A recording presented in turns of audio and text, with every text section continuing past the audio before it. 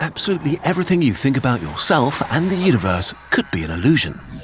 As far as you know, you are real and exist in a universe that was born 14 billion years ago and that gave rise to galaxies, stars, the Earth, and finally you. Except, maybe not.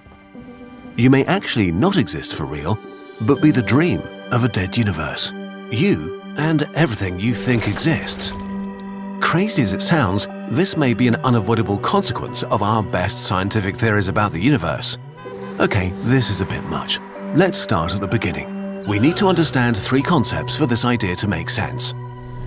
1. The arrow of time. What distinguishes the past from the future? Put a drop of red ink into a glass of water, and you see the ink spread until it fills the container, but never the opposite. Colored water where ink spontaneously concentrates and becomes a drop at the surface again.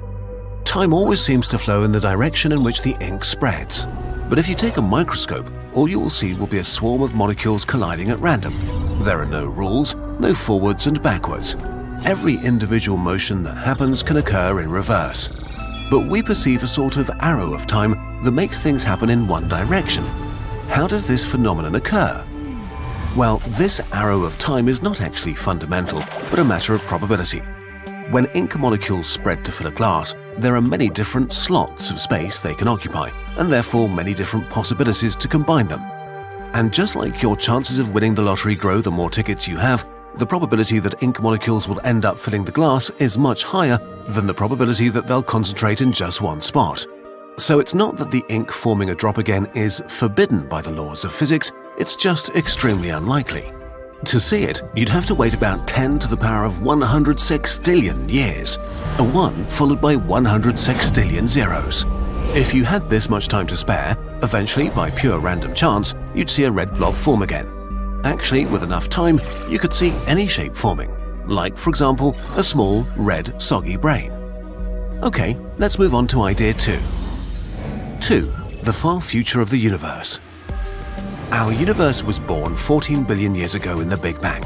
It expanded and evolved to give rise to the myriads of galaxies and things. In other words, the universe is kind of a glass of water with a lot of ink doing stuff. It has an arrow of time. But the universe is not a static glass, it seems to be getting bigger at an ever-increasing speed because of dark energy. Basically, everything in it is getting more and more diluted. In about 100 trillion years, the last star will die. Then, few interesting things will happen for the next few decillions, vantillions, and googles of years. Eventually, the universe will be a dark place fully dominated by dark energy, a rapidly expanding ball of pure space almost devoid of matter. You might think that this would lead to the ultimate death of everything, but dark energy has one last surprise for you. In a universe dominated by dark energy, space expands so dramatically that it creates a cosmic horizon around you. A border beyond which nothing will ever be able to reach you, not even light. So for every practical purpose, the universe has become a glass of finite size about 36 billion light-years wide, surrounded by an impassable cosmic horizon. Such a universe glass is basically a giant black hole turned inside out. We know that due to quantum effects, all black holes emit a tiny amount of particles, a phenomenon known as Hawking radiation. And so does our inside-out black hole. In the end, this radiation will fill the universe glass with particles again. At this point, so far in the future that giving you a number has no more meaning, we've reached the true final state. The universe has now become a closed box full of particles at an extremely low but finite temperature. And since they have a temperature, they undergo random motions. Or in other words, a glass filled with water and ink and an infinite amount of time ahead. Things are about to become interesting again. 3. Typing monkeys and fake universes. Eternity is a long, long time. So now, even the most extremely unlikely things can happen. The fluctuating particles are bumping into each other over and over and over again, creating every combination of particles that's possible. They're like a monkey typing at random on a typewriter. Almost all of the time it types gibberish. But with enough time, eventually it will write the first acts of Hamlet. And with even more time, the complete works of Eminem. If ink in our universe glass generates any random arrangements of particles, what could they be? Well, a spontaneous fluctuation could give rise to a planet, or to a galaxy, or even to a lot of them.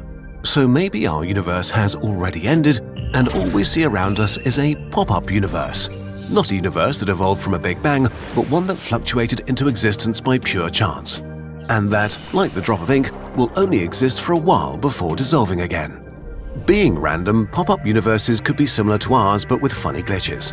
In some of these universes, dinosaurs are riding snails. In another, stars are made of blueberries. In another, you're wearing a funny hat. Scientists in such universes wouldn't understand those glitches, so maybe the greatest mysteries of physics are just nonsense bugs of our pop-up universe. But not all possible fluctuations of our dead universe have the same probability of occurring. Smaller fluctuations are much more probable than bigger ones. A planet is more likely than a galaxy. But you know what's even way more likely? A human brain. Are you actually just a brain? You think, therefore you exist. But what else do you truly know? In the end, your brain is just interpreting signals from your senses and creating a world that you experience. So technically, you could be just your brain that thinks the world is real. And if we follow the logic of the ink in the universe class, in particular, you could be a disembodied brain that, just by chance, emerged in a dead universe with your complete set of knowledge and memories. This is a pretty bizarre idea, but if we do the maths, it's kind of pretty solid. Let's compare the number of brains inside bodies in a living universe with the number of naked brains in a dead universe. Let's go really big and imagine that a total of 100 quadrillion humans will live around Earth, and that the same amount of people will live around every star in the universe. If we add this together, we get about 10 to the power of 41 brains inside bodies that will exist. However, in a dead universe that has had enough time to explore all possible fluctuations and that will exist forever, the number of naked brains that would emerge is, well, infinite.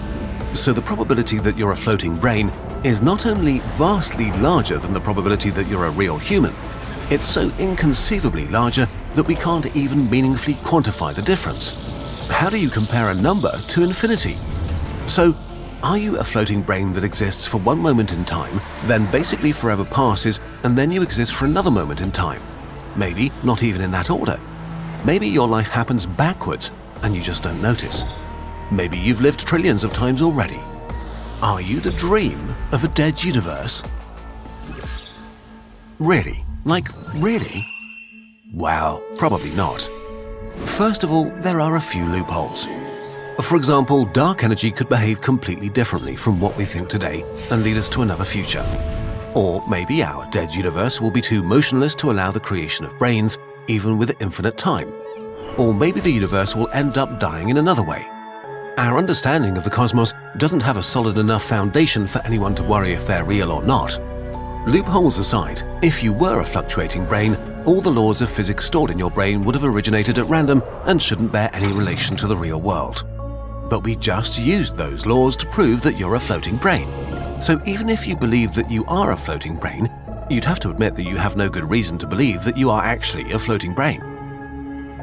Okay, so this hallucinatory trip might teach us something about our theories about the universe. But in the end, it's just a really weird exercise in what you can do with physics. An exercise of what brains in bodies are able to think about. So don't worry, you're not a dream of the dead universe. Probably.